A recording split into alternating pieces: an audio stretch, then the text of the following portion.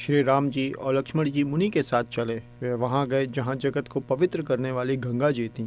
महाराज गादी के पुत्र विश्वामित्र जी ने वह सब कथा कह सुनाई जिस प्रकार देव नदी गंगा जी पृथ्वी पर आए थे। तब प्रभु ने ऋषियों सहित गंगा जी में स्नान किया। ब्राह्मणों ने भांति भांति के दान पाए। फिर मुनि वृंद के साथ वे प्रसन्न होकर चले और शीघ्र ही जनकपुर के निकट पहुंच गए। श्री राम जी ने जब जनकपुर की शोभा देखी तब वे छोटे भाई लक्ष्मण सहित अत्यंत हर्षित हुए। वहाँ अनेकों बावलियाँ, कुएं, नदी और तालाब हैं जिनमें अमृत के समान जल है और मड़ियों की सीढ़ियाँ बनी हुई हैं। मकरंद रस से मतवाले होकर भौरे सुंदर गुंजार कर रहे हैं। रंग बिरंगे बहुत से पक्षी मधुर शब्द कर रहे हैं। रंग रंग के कमल खिले हैं। सदा सब ऋतुओं में सुख देने वाला शीतल मंद सुगंध पवन बह रहा है। पुष्प वाटिका, फुलवारी, बाग और वन जिनमें बहुत से पक्षियों का निवास है, फूलते फलते और सुंदर पत्तों से लदे हुए नगर के चारों ओर सुशोभित हैं। नगर की सुंदरता का वर्णन करते नहीं बनता। मन जहाँ जाता है वहीं लुभा जाता, रम जाता है।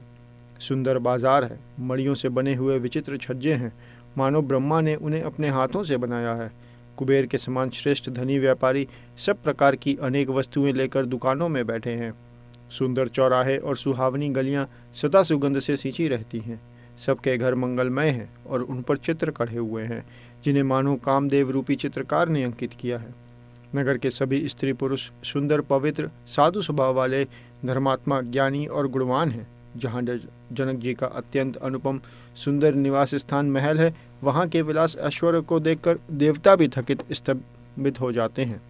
मनुष्यों की तो बात ही क्या। कोट राजमहल के परकोटे को देखकर चित्त चकित हो जाता है। ऐसा मालूम होता है मानो उसने समस्त लोगों की शोभा को रोक घेर रखा है। उज्ज्वल महलों में अनेक प्रकार के सुंदर रीति से बने हुए मणि जटित सोने की जरी के पर्दे लगे हैं। सीता जी के रहने के सुंदर महल की शोभा का वर्णन किया ही कैसे जा सकता है। राजमहल के सब दरवाजे फाटक सुंदर हैं जिनमें वज्र के मजबूत अथवा हीरों के चमकते हुए किवाड़ लगे हैं। वहाँ मातहत राजाओं, नटों, मागधों और भाटों की भीड़ लगी रहती है। घोड़ों और हाथियों के लिए बहुत बड़ी बड़ी घुड़शालाएँ और गजशालाएँ, फील खाने बने हुए हैं जो सब समय घोड़े, हाथी और रथों से भरी रहती हैं। बहुत से शूरवीर मंत्री और सेनापति हैं। उन सबके घर भी राजमहल सरीखे ही हैं। नगर के बाहर तालाब और नदी के निकट जहाँ तहाँ बहुत से राजा लोग उतरे हुए डेरा डाले हुए हैं। वहीं आमों का एक अनुपम बाग देखकर वहाँ सब प्रकार के सुभीते थे और जो सब तरह से सुहावना था। विश्वामित्र जी ने कहा, हे सुजान रघुवीर, मेरा मन कहता है कि यहीं रहा जाए। कृपा के धाम श्री रामचंद्र जी बहुत अच्छा स्वामिन कहकर वहीं मुनियों के समूह के साथ ठहर गए। मिथिलापति जनक जी ने जब यह समाचार पाया कि महामुनि विश्वामित्र आए हैं, तब उन्होंने पवित्र हृदय के ईमानदार, स्वामी भक्त, मंत्री, बहुत से योद्धा, श्रेष्ठ ब्राह्मण, गुरु शतानंद जी और अपनी जाति के श्रेष्ठ लोगों को साथ लिया और इस प्रकार प्रसन्नता के साथ राजा मुनियों के स्वामी विश्वामित्र जी से मिलने चले।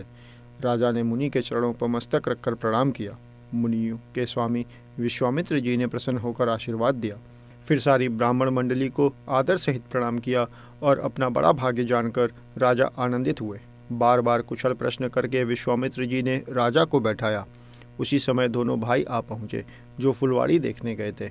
सुकुमार किशोर अवस्था वाले श्याम और गौरवर्ण के दोनों कुमार नेत्रों को सुख देने वाले और सारे विश्व के चित्त को चुराने वाले हैं। जब रघुनाथ जी आए तब सभी उनके रूप एवं तेज से प्रभावित होकर उठकर खड़े हो गए। विश्वामित्र जी ने उनको अपने पास बिठा लिया। दोनों भाइयों को देखकर सभी सुखी हुए। सबके नेत्रों में जल भर आया। आनंद और प्रेम के आंसू उमड़ पड़े और शरीर रोमांचित हो उठे। राम जी की मधुर मनोहर मूर्ति को देखकर विदेह जनक, विशेष रूप से विदेह, देह की सुधबुद्ध से रहित हो गए। मन को प्रेम में मग्न जान राजा जनक ने विवेक का आश्रय लेकर धीरज धारण किया और मुनियों के चरणों में सिर नवाकर गदगद प्रेम भरी गंभीर वाणी से कहा, हे नाथ, कहिए ये दोनों सुंदर बालक मुनि कुल के आभूषण हैं या किसी राजवंश के पालक, अथवा जिसका वेदों ने नेति कहकर गान किया है, कहीं वह ब्रह्म तो युगल रूप धारकर नहीं आया है। मेरा मन जो स्वभाव से ही वैराग्य रूप बना हुआ है, इन्हें देखकर इस तरह मुग्ध हो रहा है जैसे चंद्रमा को देखकर चकोर। हे प्रभो, इसलिए मैं आपसे सत्य निश्चल भाव से पूछता हूँ। हे नाथ, बताइए, छिपाव न कीजिए। इनको देखते ही अत्यंत प्रेम के वश होकर मेरे मन ने जबरदस्ती ब्रह्म सुख को त्याग दिया है। मुनि ने हंसकर कहा, हे राजन, आपने ठीक यथार्थ ही कहा। आपका वचन मिथ्या नहीं हो सकता। जगत में जहाँ तक जितने भी प्राणी हैं, ये सभी को प्रिय हैं। मुनि की रहस्य भई वाणी सुनकर श्री राम जी मन ही मन मुस्कुराते हैं, हंसकर मानो संकेत करते हैं कि रहस्य खोलिए नहीं। तब मुनि ने कहा, ये रघुकुल मणि महाराज दशरथ के पुत्र हैं। मेरे हित के लिए राजा ने इन्हें मेरे साथ भेजा है। ये राम और लक्ष्मण दोनों श्रेष्ठ भाई रूप, शील और बल के धाम हैं। सारा जगत इस बात का साक्षी है कि इन्होंने युद्ध में असुरों को जीतकर मेरे यज्ञ की रक्षा की है। राजा ने कहा, हे मुनि, आपके चरणों के दर्शन कर मैं अपना पुण्य प्रभाव कह नहीं सकता। ये सुंदर श्याम और गौर वर्ण के दोनों भाई आनंद को भी आनंद देने वाले हैं। इनकी आपस की प्रीति बड़ी पवित्र और सुहावनी है। वह मन को बहुत भाती है, पर वाणी से कही नहीं जा सकती। विदेह जनक जी आनंदित होकर कहते हैं, हे नाथ, सुनिए, ब्रह्म और जीव की तरह इनमें स्वाभाविक प्रेम है। राजा बार बार प्रभु को देखते हैं, दृष्टि वहाँ से हटना ही नहीं चाहती। प्रेम से शरीर पुलकित हो रहा है और हृदय में बड़ा उत्साह है। फिर मुनि की प्रशंसा करके और उनके चरणों में सिर नवाकर राजा उन्हें नगर में लेवा चले। एक सुंदर महल जो सब समय सभी ऋतुओं में सुखदायक था, वहाँ राजा ने उन्हें ले जाकर ठहराया। तदंतर सब प्रकार से पूजा और सेवा करके राजा विदा मांगकर अपने घर गए। रघुकुल के शिरोमणि प्रभु श्री रामचंद्र जी ऋषियों के साथ भोजन और विश्राम करके भाई लक्ष्मण समेत बैठे। उस समय पहर भर दिन रह गया था। लक्ष्मण जी के हृदय में विशेष लालसा है कि जाकर जनकपुर देख आवें, परंतु प्रभु श्री रामचंद्र जी का डर है और फिर मुनि से भी सकुचाते हैं, इसलिए प्रकट में कुछ नहीं कहते, मन ही मन मुस्कुरा रहे हैं। अंतर्यामी श्री रामचंद्र जी ने छोटे भाई के मन की दशा जान ली। तब उनके हृदय में भक्त वत्सलता उमड़ पड़ी। वे गुरु की आज्ञा पाकर बहुत ही विनय के साथ सकुचाते हुए मुस्कुराकर बोले, हे नाथ, लक्ष्मण नगर देखना चाहते हैं, किंतु प्रभु आपके डर और संकोच के कारण स्पष्ट नहीं कहते। यदि आपकी आज्ञा पाऊं तो मैं इनको नगर दिखलाकर तुरंत ही वापस ले आऊं। यह सुनकर मुनीश्वर विश्वामित्र जी ने प्रेम सहित वचन कहे, हे राम, तुम नीति की रक्षा कैसे न करोगे। हे तात, तुम धर्म की मर्यादा का पालन करने वाले और प्रेम के वशीभूत होकर सेवकों को सुख देने वाले हो। सुख के निदान दोनों भाई जाकर नगर देखाओ। अपने सुंदर मुख दिखलाकर सब नगर निवासियों के नेत्रों को सफल करो। सब लोगों को नेत्रों को सुख देने वाले दोनों भाई मुनि के चरण कमलों की वंदना करके चले। बालकों के झुंड इनके सौंदर्य की अत्यंत शोभा देखकर साथ लग गए। उनके नेत्र और मन इनकी माधुरी पर लुभा गए। दोनों भाइयों के पीले रंग के वस्त्र हैं, कमर के पीले दुपट्टों में तरकस बंधे हैं, हाथों में सुंदर धनुष बाण सुशोभित हैं। श्याम और गौर वर्ण के शरीरों के अनुकूल, अर्थात जिस पर जिस रंग का चंदन अधिक फबे, उस पर उसी रंग के सुंदर चंदन की खौर लगी है। सांवरे और गोरे रंग की मनोहर जोड़ी है। सिंह के समान पुष्ट गर्दन, गले का पिछला भाग है, विशाल भुजाएं हैं, चौड़ी छाती पर अत्यंत सुंदर राजमुक्ता की माला है, सुंदर लाल कमल के समान नेत्र हैं, तीनों तापों से छुड़ाने वाला चंद्रमा के समान मुख है, कानों में सोने के कर्णफूल अत्यंत शोभा दे रहे हैं और देखते ही देखने वाले के चित्त के मन को चुरा लेते हैं। उनकी चितवन दृष्टि बड़ी मनोहर है और भौहें तिरछी एवं सुंदर हैं। माथे पर तिलक की रेखाएं ऐसी सुंदर हैं मानो मूर्तिमती शोभा पर मुहर लगा दी गई है। सिर पर सुंदर चौकोनी टोपियां दिए हैं, काले और घुंघराले बाल हैं। दोनों भाई नख से लेकर शिखा तक, एड़ी से चोटी तक सुंदर हैं और सारी शोभा जहाँ जैसी चाहिए वैसी ही है। जब पुरवासियों ने यह समाचार पाया कि दोनों राजकुमार नगर देखने के लिए आए हैं, तब वे सब घर बार और सब काम को छोड़कर ऐसे दौड़े मानो दरिद्री धन का खजाना लूटने दौड़े हों। स्वभाव से ही सुंदर दोनों भाइयों को देखकर वे लोग नेत्रों का फल पाकर सुखी हो रहे हैं। युवती स्त्रियां घर के झरोखों से लगी हुई प्रेम सहित श्री रामचंद्र जी के रूप को देख रही हैं। वे आपस में बड़े प्रेम से बातें कर रही हैं। हे सखी, इन्होंने करोड़ों कामदेवों की छवि को जीत लिया है। देवता, मनुष्य, असुर, नाग और मुनियों में ऐसी शोभा तो कहीं सुनने में भी नहीं आती। भगवान विष्णु के 4 भुजाएं हैं, ब्रह्मा जी के 4 मुख हैं, शिव जी का विकट भयानक वेश है और उनके 5 मुंह हैं। हे सखी, दूसरा देवता भी कोई ऐसा नहीं जिसके साथ इस छवि की उपमा दी जाए। इनकी किशोर अवस्था है। ये सुंदरता के घर, सांवले और गोरे रंग के तथा सुख के धाम हैं। इनके अंग अंग पर करोड़ों अरबों कामदेवों को निछावर कर देना चाहिए। हे सखी, भला कहो तो ऐसी कौन शरीरधारी होगा जो इस रूप को देखकर मोहित न हो जाए, अर्थात यह रूप जड़ चेतन सबको मोहित करने वाला है। तब कोई दूसरी सखी प्रेम सहित कोमल वाणी से बोली, हे सयानी, मैंने जो सुना है उसे सुनो। ये दोनों राजकुमार महाराज दशरथ के पुत्र हैं। बाल राजहंसों का सुंदर सा जोड़ा है। ये मुनि विश्वामित्र के यज्ञ की रक्षा करने वाले हैं। इन्होंने युद्ध के मैदान में राक्षसों को मारा है। जिनका श्याम शरीर और सुंदर कोमल जैसे नेत्र हैं, जो मारीच और सुबाहु के मद को चूर करने वाले और सुख की खान हैं, और जो हाथ में धनुष बाढ़ लिए हुए हैं, वे कौशल्या जी के पुत्र हैं। इनका नाम राम है। जिनका रंग गोरा और किशोर अवस्था है, जो सुंदर वेश बनाए और हाथ में धनुष बाढ़ लिए श्री राम जी के पीछे पीछे चल रहे हैं, वे इनके छोटे भाई हैं। उनका नाम लक्ष्मण है। हे सखी सुनो, उनकी माता सुमित्रा हैं। दोनों भाई ब्राह्मण विश्वामित्र का काम करके और रास्ते में मुनि गौतम की स्त्री अहल्या का उद्धार करके यहाँ धनुष यज्ञ देखने आए हैं। यह सुनकर सब स्त्रियां प्रसन्न हुईं। श्री रामचंद्र जी की छवि देखकर कोई एक दूसरी सखी कहने लगी, यह वर जानकी के योग्य है। हे सखी, यदि कहीं राजा इन्हें देख ले तो प्रतिज्ञा छोड़कर हठपूर्वक इन्हीं से विवाह कर देगा। किसी ने कहा, राजा ने इन्हें पहचान लिया है और मुनि के सहित इनका आदरपूर्वक सम्मान किया है। परंतु हे सखी, राजा अपना प्रण नहीं छोड़ता। वह होनहार के वशीभूत होकर हठपूर्वक अविवेक का ही आश्रय लिए हुए है। प्रण पर अड़े रहने की मूर्खता नहीं छोड़ता। कोई कहती है, यदि विधाता भले हैं और सुना जाता है कि वे सबको उचित फल देते हैं, तो जानकी जी को यही वर मिलेगा। हे सखी, इसमें संदेह नहीं है। जो दैव योग से ऐसा संयोग बन जाए तो हम सब लोग कृतार्थ हो जाएं। हे सखी, मेरी तो इसी से इतनी अधिक आतुरता हो रही है कि इसी नाते कभी ये यहाँ आवेंगे। नहीं तो विवाह न हुआ तो हे सखी सुनो, हमको इनके दर्शन दुर्लभ हैं। यह संगो तभी हो सकता है जब हमारे पूर्वजनों के बहुत पुण्य हों। दूसरी ने कहा, हे सखी, तुमने बहुत अच्छा कहा। इस विवाह से सभी का परम हित है। किसी ने कहा, शंकर जी का धनुष कठोर है और ये सांवले राजकुमार कोमल शरीर के बालक हैं। हे सयानी, सब असमंजस ही है। यह सुनकर दूसरी सखी कोमल वाणी से कहने लगी, हे सखी, इनके संबंध में कोई कोई ऐसा कहते हैं कि ये देखने में तो छोटे हैं, पर इनका प्रभाव बहुत बड़ा है। जिनके चरण कमलों की धूलि का स्पर्श पाकर अहल्या तर गई, जिसने बड़ा भारी पाप किया था, वे क्या शिवजी का धनुष बिना तोड़े रहेंगे? इस विश्वास को भूलकर भी नहीं छोड़ना चाहिए। जिस ब्रह्मा ने सीता को संवार कर बड़ी चतुराई से रचा है, उसी ने विचार कर सांवला वर भी रचा है। उसके ये वचन सुनकर सब हर्षित हुई और कोमल वाणी से कहने लगी, ऐसा ही हो। सुंदर मुख और सुंदर नेत्रों वाली स्त्रियां समूह की समूह हृदय में हर्षित होकर फूल बरसा रही हैं। जहाँ तहाँ दोनों भाई जाते हैं, वहाँ वहाँ परम आनंद छा जाता है। दोनों भाई नगर के पूरब ओर गए, जहाँ धनुष यज्ञ के लिए रंग भूमि बनाई गई थी। बहुत लंबा चौड़ा सुंदर ढाला हुआ पक्का आंगन था, जिस पर सुंदर और निर्मल वेदी सजाई गई थी। चारों ओर सोने के बड़े बड़े मंच बने थे, जिन पर राजा लोग बैठेंगे। उनके पीछे समीप ही चारों ओर दूसरे मचानों का मंडलाकार घेरा सुशोभित था। वहाँ कुछ ऊंचा था, सब प्रकार से सुंदर था। वहाँ जाकर नगर के लोग बैठेंगे।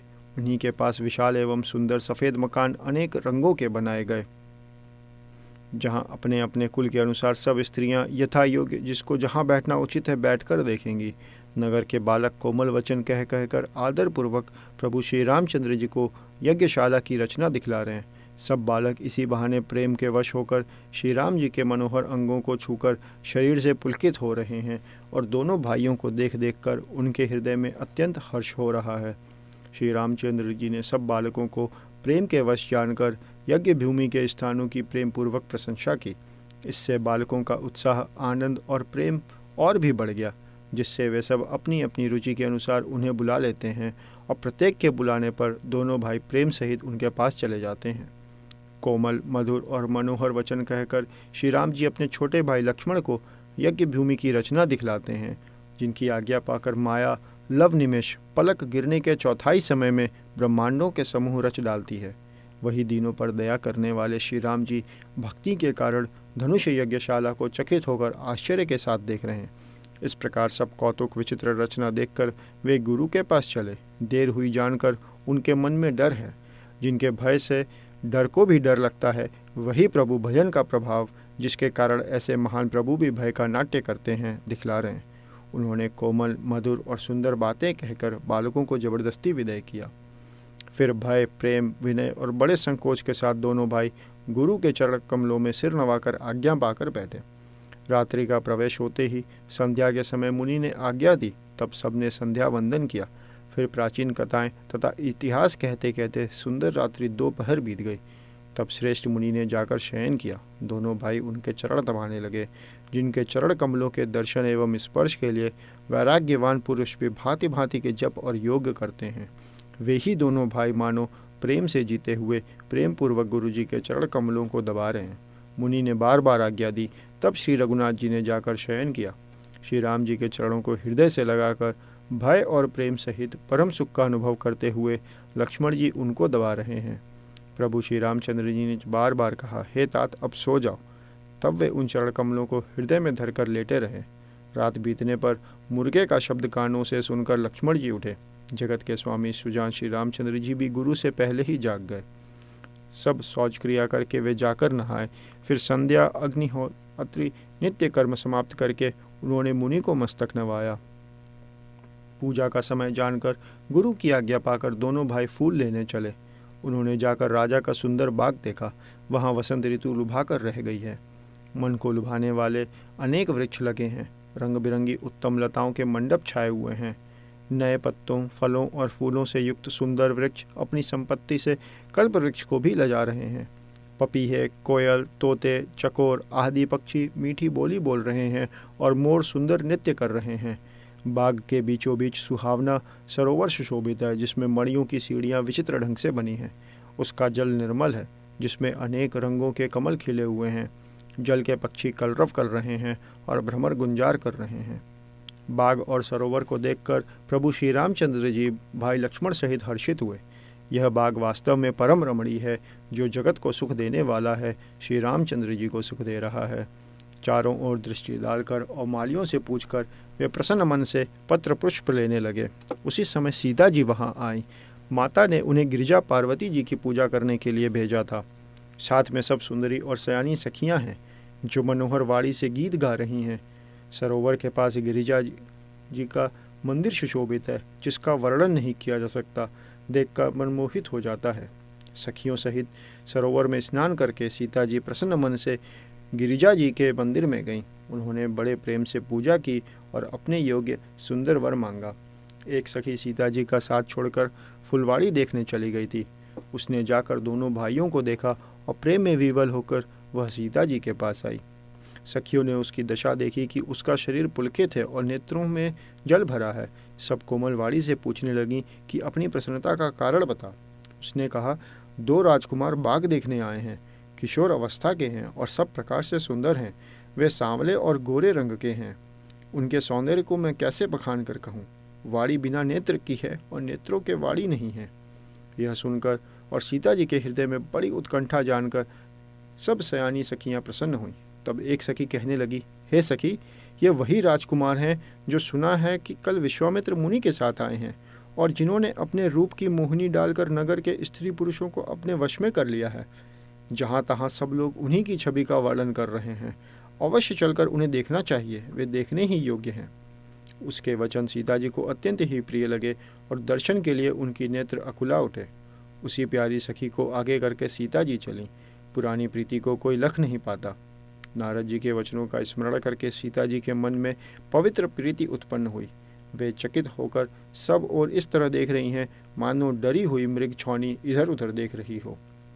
कंकड़, हाथों के कड़े, करधनी और पायजेब के शब्द सुनकर श्री रामचंद्र जी हृदय में विचार कर लक्ष्मण से कहते हैं, यह ध्वनि ऐसी आ रही है मानो कामदेव ने विश्व को जीतने का संकल्प करके डंके पर चोट मारी है। ऐसा कहकर श्री राम जी ने फिरकर उस ओर देखा। श्री सीता जी के मुख रूपी चंद्रमा को निहारने के लिए उनके नेत्र चकोर बन गए। सुंदर नेत्र स्थिर हो गए, टकटकी लग गई, मानो निमि।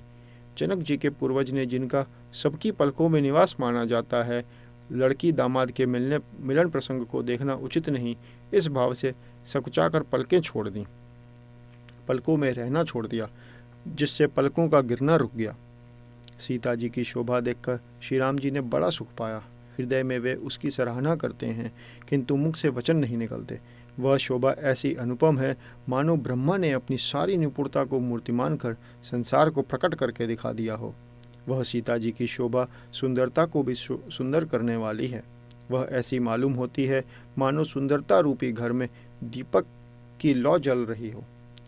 अब तक सुंदरता रूपी भवन में अंधेरा था, वह भवन मानो सीता जी की सुंदरता रूपी दीपशिखा को पाकर जगमगा उठा है, पहले से भी अधिक सुंदर हो गया है। सारी उपमाओं को तो कवियों ने झूठा कर रखा है, मैं जनक नंदिनी श्री सीता जी को किससे उपमा दूं।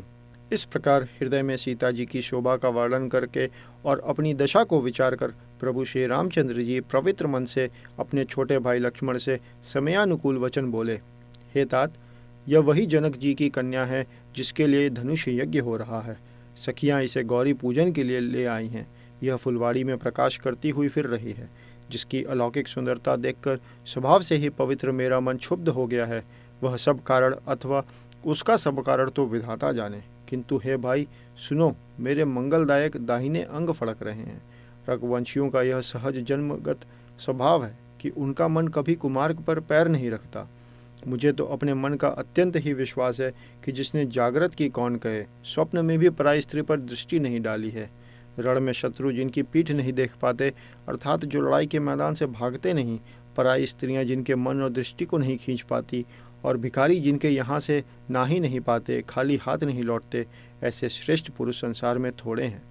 यूँ श्री राम जी छोटे भाई से बातें कर रहे हैं, पर मन सीता जी के रूप में लुभाया हुआ उनके मुख रूपी कमल के छवि रूप मकरंद रस को भौरे की तरह पी रहा है।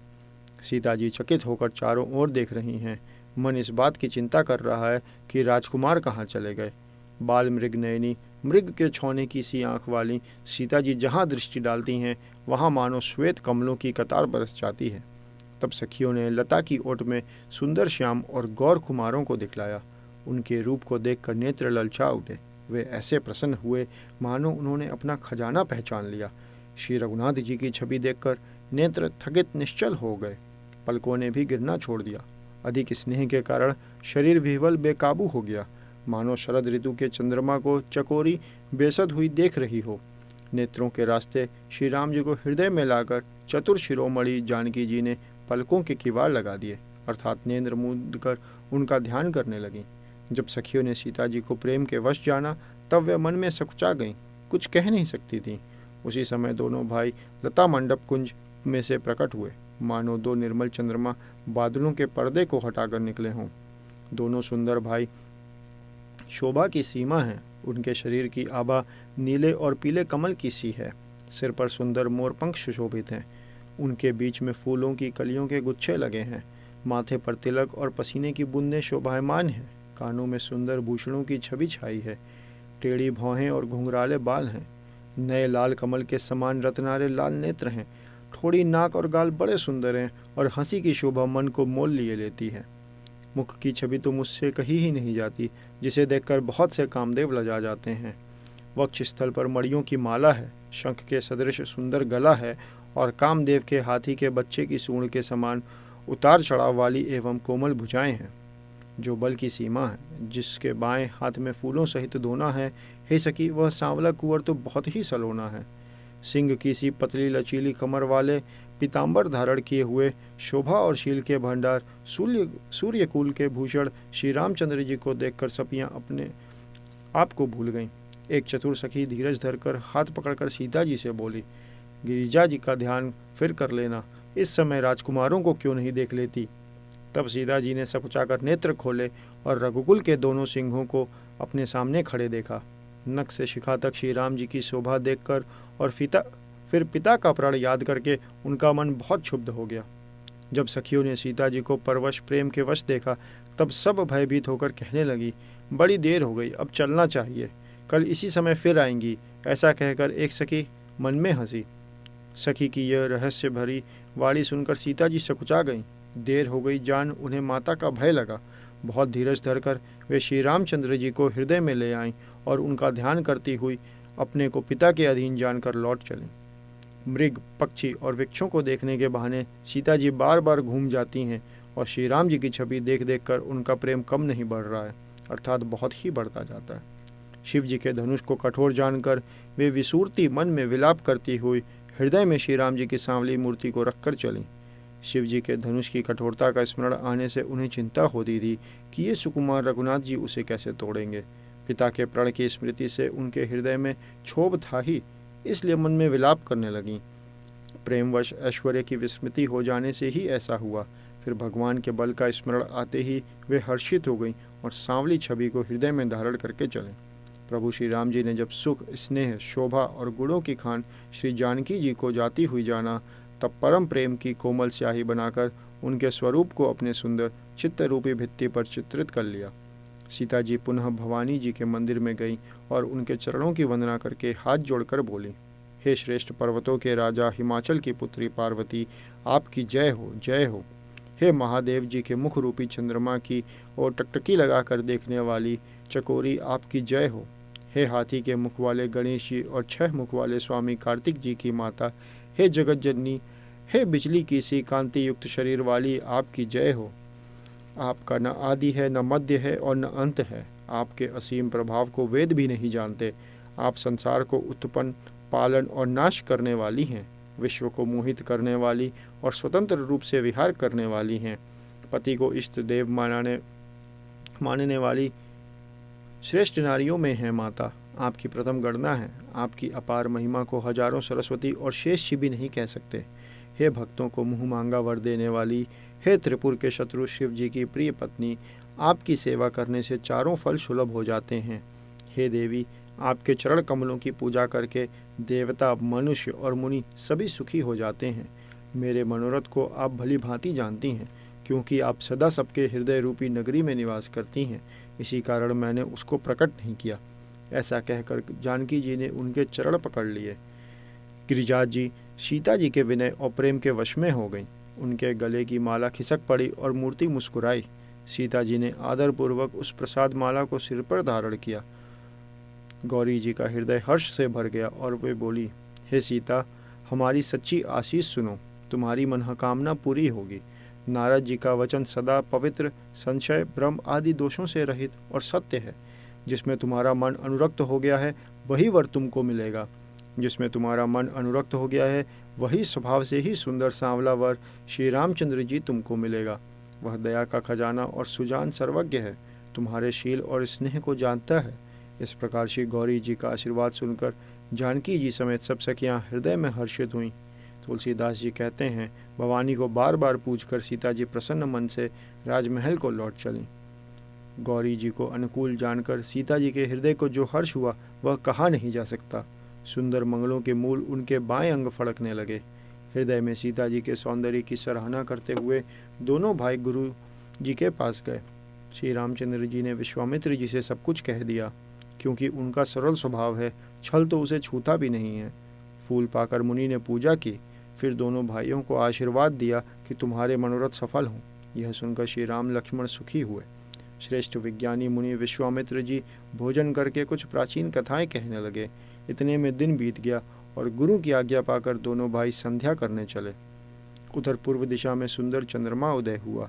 श्री रामचंद्र जी ने उसे सीता के मुख के समान देखकर सुख पाया। फिर मन में विचार किया कि यह चंद्रमा सीता जी के मुख के समान नहीं है।